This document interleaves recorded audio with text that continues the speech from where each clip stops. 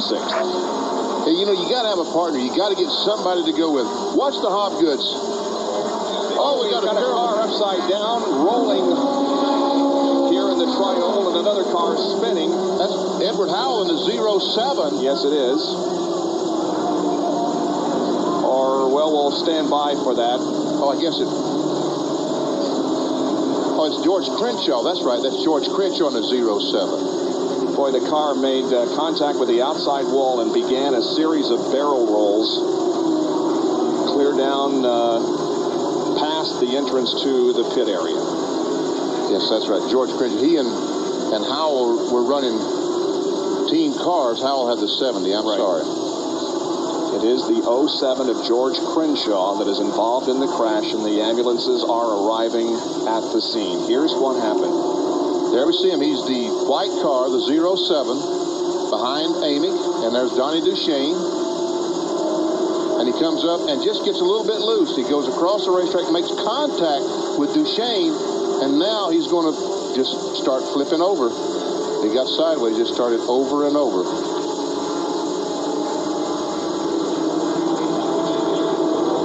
Looked like your dad back here in 1988, didn't it, Kyle? Exactly. And the one good thing about this one, and my father's both wrecks, were that the car, even though the car was rolling, it never took a solid blow. It just continued to roll and dissipate energy as it went. Let's hope that is the case, that will result in no serious injury to George. But you will count now, the car rolls over 7 times. Parts flying off the car, dissipating the energy, which is really good because the more energy that's dissipated, the less goes to the driver. And finally, after 7 barrel rolls, the car comes to a stop.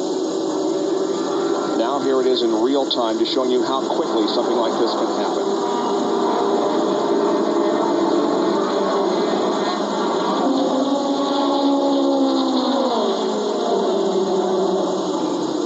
Wow. I'm telling you, it looked just like Richard's crash. It did. He is out of the car, we understand. He's out of the car. He walked to the ambulance by himself. Wow, that is that is great. That's amazing. And, you know, I think we talk about it at least once or twice every year. From the Winston Cup division all the way through, the NASCAR safety stuff is just incredible. It is. Now, this happened moments ago. The safety crew was there, and all of a sudden, we saw him pop out of the car and raise his right hand, saying to the crowd, "I am okay." There he is. Oh, he's in good shape. Man, oh, man. Wow, but what a ride he took off of corner number 4. George Crenshaw with a very, very bad-looking crash in the Bad Frog Beer Pontiac. It's heavily damaged, but George is okay.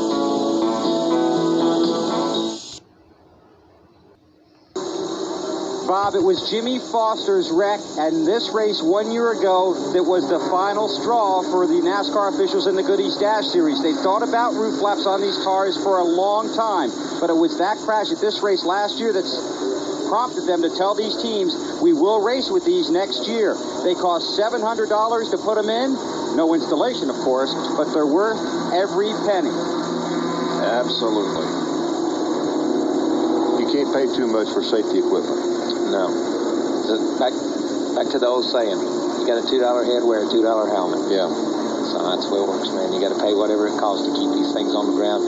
And, you know, and that's a good example. You know, when my father had the wreck here, he all but got up in the grandstands because of the stuff. At least the car stays out in the middle of the racetrack, away from the fans and away from the other stuff. Now, there is Donnie Duchesne, and you see the mark there on the side of his car. That was where there was contact between him and Crenshaw.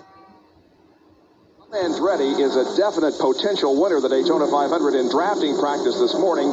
His car was a rocket ship. Here we go, back to green. Mike Swain, pole sitter, brings it down. Oh, we got some trouble already. David Amy crashes, and several others bang into each other as they proceed down the racetrack. Not a serious situation, but it is a big mess and a lot of debris. John Redmond there in the 45 car we saw, and the 63 car is sitting up against the wall, the black car of Paul Carr. Andy Houston is also involved in the 30 car. Looks like the 92 car of Eric Wilson, the gold and black car. Well, this thing is going to have very few green laps with which to settle who is the winner. And those two cars are hooked up and can't get unhooked. Yep. Let's see what happened here as the green was coming out. There we see David Amick. He's behind Darrell Murray.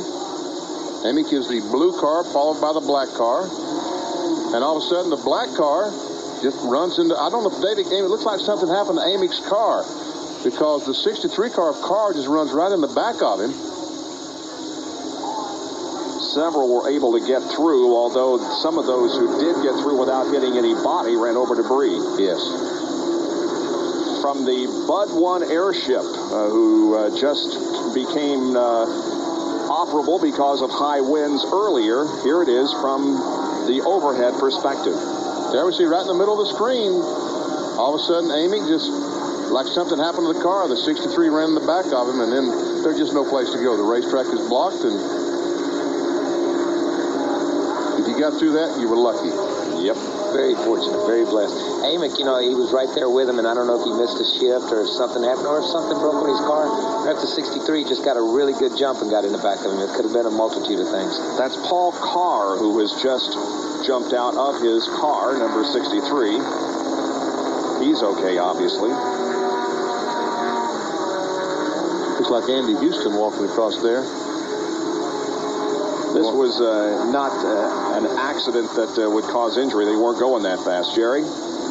Well, Junior Miller's climbed out of what's left of his car. Junior, what happened? I don't really know. It all happened in front of me, and they started turning right and left, and this guy that got into the fence up there, and they wouldn't know where to go, just tore it up. You obviously have nowhere to go. The car pretty heavily damaged up. Even on the restarts, things can happen in a hurry. Yeah, it's unreal. You think you're not going that fast, but once you get turned around getting that fence, it takes a long ways to stop. All right, Junior, we'll let you go back. The safety crew wants to check you out, so we'll let you walk back toward the care center. Guys, remember, even under caution, they are running 70 miles an hour. So as they come down and take the flag, they're approaching 100 miles an hour. It may look slow to you, but that's what can happen if someone gets out of shape.